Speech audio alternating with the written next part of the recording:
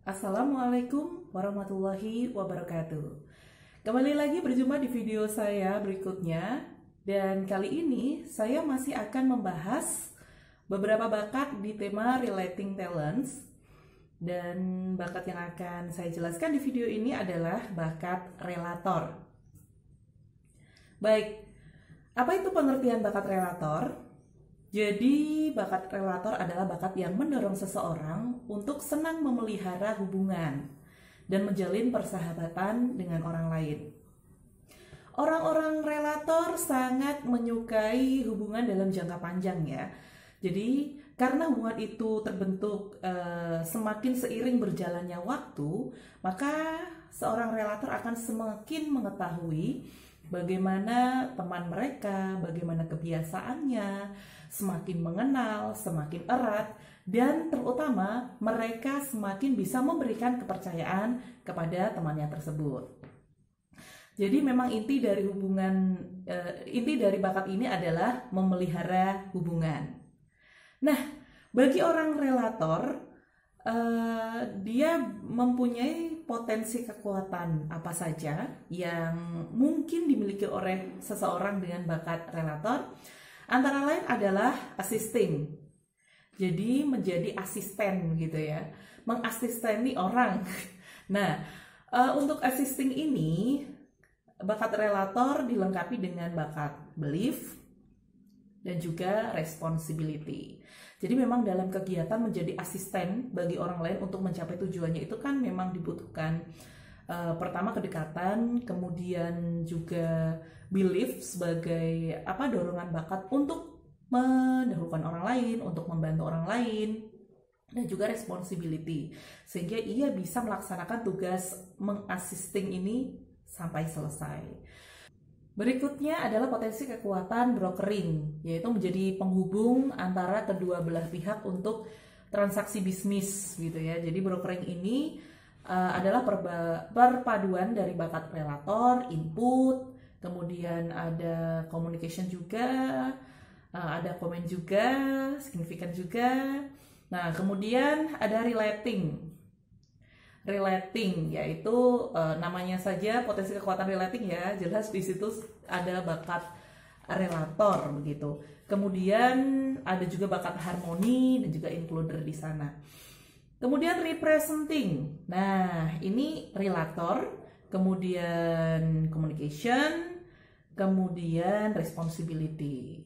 Liaising, ada relator, kemudian communication dan juga signifikan, atau potensi kekuatan terapis. Terapis di sini jika bakat relator dilengkapi dengan bakat empati dan juga strategik. Bukan strategik tapi restoratif ya. Karena terapi ini adalah mengembalikan kondisi seseorang di entah itu kesehatannya atau fisiknya atau mentalnya gitu ya, ke kondisi yang lebih baik. Kemudian ada konseling. Nah, konseling ini jika relator kemudian bersanding dengan empati dan juga strategis. Jadi di seorang konseling ini bisa memberikan saran yang tepat bagi permasalahan orang-orang yang datang meminta saran kepada dia. Dan juga ada spiritualizing, relator, empati, connectedness, ya, memberikan nasihat secara spiritual, secara keagamaan. Kenapa spiritualizing? Jadi menurut saya orang-orang yang memiliki hubungan dekat memang lebih mudah gitu menyampaikan nasihat yang itu menyangkut dengan masalah-masalah pribadi gitu ya, lebih enak gitu kalau diajak curhat. Jadi ketika memberikan nasihat pun juga karena kedekatan, jadi tidak ada hal-hal yang membuat suzon atau membuat kurang nyaman gitu. Kemudian mediating, nah ini relator jika bersanding dengan harmoni dan includer. Itu beberapa potensi kekuatan yang bisa ada, yang mungkin ada jika Anda memiliki bakat dominan relator. Kemudian tipe kekuatan apa saja yang mungkin dimiliki oleh orang berbakat relator. Dari beberapa potensi kekuatan yang saya sebutkan tadi ya, jika kita tarik lagi peta kekuatannya adalah server pelayanan gitu. Kemudian caretaker, memberikan perhatian, seller, menjual atau mempengaruhi orang lain untuk membeli barang yang dia tawarkan. Ada juga ambasador, ya, jadi orang relator itu bisa berpotensi jadi seorang ambasador juga, menjadi seorang perwakilan dari sebuah perusahaan atau kelompok. Dan juga dia memiliki